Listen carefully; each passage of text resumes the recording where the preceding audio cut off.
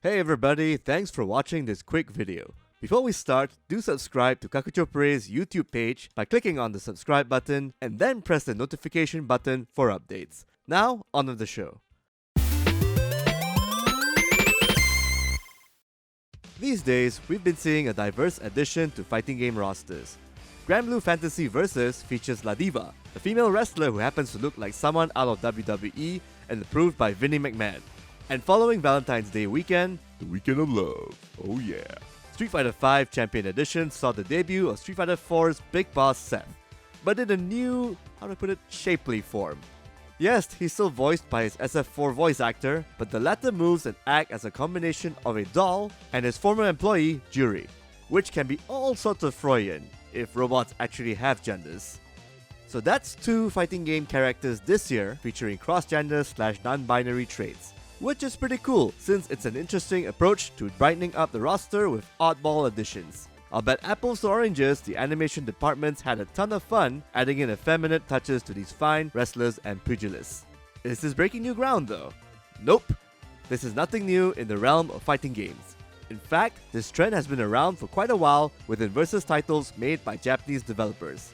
Let's talk about our favorites from the past, from the androgynous to the triple question marks. King from Art of Fighting. Back in the 90s when the internet wasn't around, many arcade goers weren't sure whether the bartender they fought in the first Art of Fighting was a guy or a girl. At least until they KO'd her with a special move, in which King's top is torn off to reveal that he is a she. Since then, she instantly became a fan favorite throughout SNK's fighting game pantheon, standing alongside figurative giants like Yuri Sakazaki and Mai Shiranui, the latter whom the resin figure industry is thankful for back in the late 90s, alongside Tifa Lockhart. This is an earlier form of portraying characters in a non-binary method, as far as fighting games go. King may not be the first, but she's the most recognizable with a penchant for dressing up like a gentleman. As the years go by though, King's female traits are more pronounced, especially in the 2000s and in KOF 13, which means all the androgynous features are edged out in favor of, for lack of a better word, fanservice. Bridget from Guilty Gear. Who knew a little boy dressed up as a nun, wielding both a yo-yo and a demon teddy bear, could be quite a looker to many? Arc System Works' early hand at a non-binary / guy in drag character has lasted longer than a decade thanks to the game's multiple updates and stellar graphics. And also kick-ass roster too. Bridget's got quite a backstory.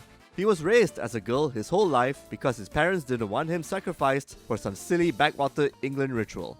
He is pretty quick in pointing out to people he meets and beats up that he's a boy, as Guilty Gear mainstay Johnny finds out the hard way.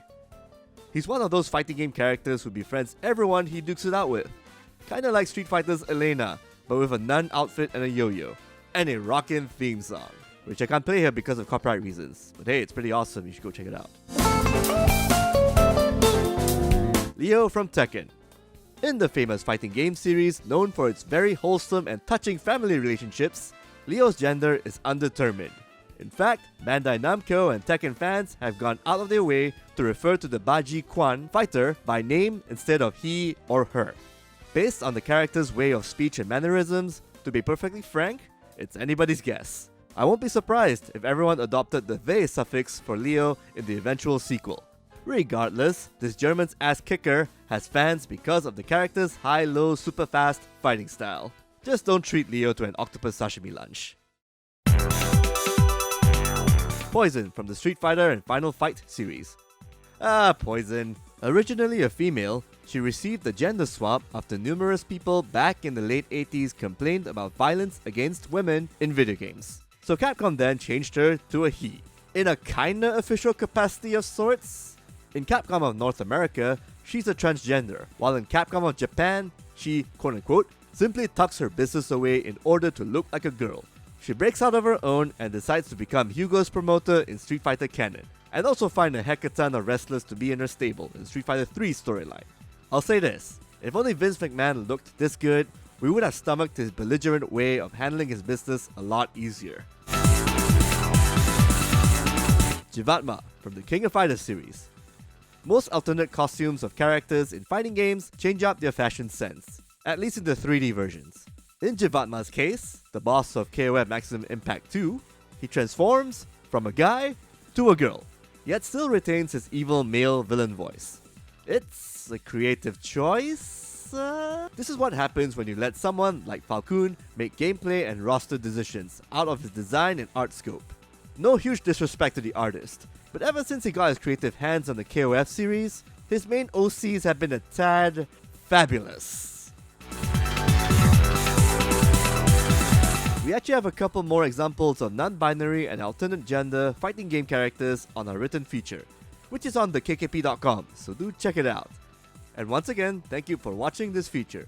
Do subscribe to Kakuchopurei's YouTube page by clicking on the subscribe button and then pressing the notification button for updates. Until then, we'll see you next time.